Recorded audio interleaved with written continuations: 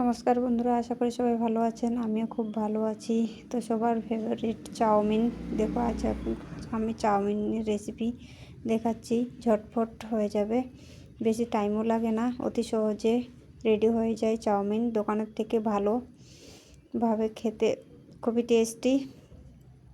একটা পাতলাতে জল ভালোভাবে ফুটন্ত করে নিয়েছি, তারপরে দিয়ে দিচ্ছি চাউমিনগুলো ভালোভাবে সিদ্ধ হয়ে গেছে।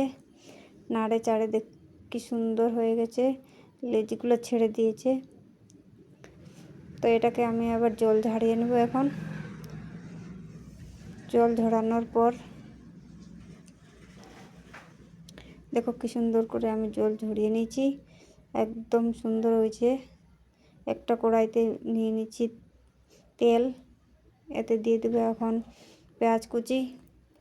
সব পেঁয়াজ, গাজর और শিমলা মির্চ সবই লম্বা লম্বা করে কেটেছি, যেহেতু চাউমিন সেই জন্য লম্বা লম্বা করে কাটতে হয় চাউমিনের সবজি।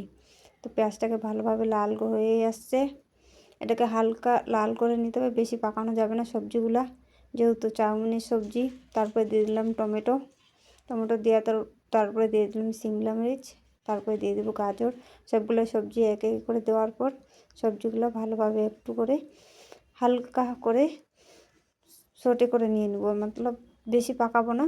দিয়ে দিচ্ছি একটু লবণ দিয়ে নাড়ে চাড়ে ভালোভাবে এটাকে একটু হালকা নরম করে নিয়ে নেব, যেহেতু চাউমিনের সবজি বেশি পাকানো যায় না।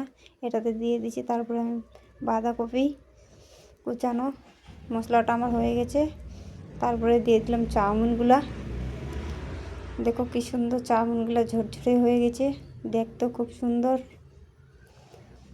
হ্যাঁ, চাউমিন সিদ্ধ করার সময় একটু হালকা তেল দিয়ে দিবে, যে কোনো সাদা তেল, সরষের তেল, তাহলে কারো গায়ে লাগবে না, ঝরঝরাই হবে, একদম দেখতে দোকানের মতো। দেখো বন্ধুরা, খেতেও খুব টেস্টি। এটাতে দিয়ে চাউমিনগুলো হালকা হয়ে যাওয়ার পর দিয়ে দিলাম আমি টমেটো সস দিয়ে ভালো করে নাড়ে চাড়ে মিক্স করে নেব।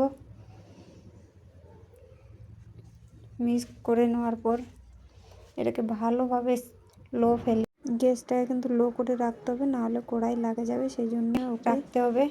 বেশি তেজ করানো যাবে না গ্যাসটা। দেখো কি সুন্দর হয়ে গেছে চাউমিনটা। তারপর আমি একটা প্লেটে উঠায় নিয়ে দেখো তোমাদেরকে দেখাচ্ছি কত সুন্দর হয়ে গেছে। এতে আমি দিয়ে দিচ্ছি ধনিয়া কুচি আর টমেটো সস, দেখতে খুব সুন্দর, একদম দোকানের মতো, খেতেও খুব টেস্টি। বেশি মশলাও লাগে না আর বেশি টাইমও লাগে না, অতি সহজে রেডি হয়ে যায়। ভালো থাকুন।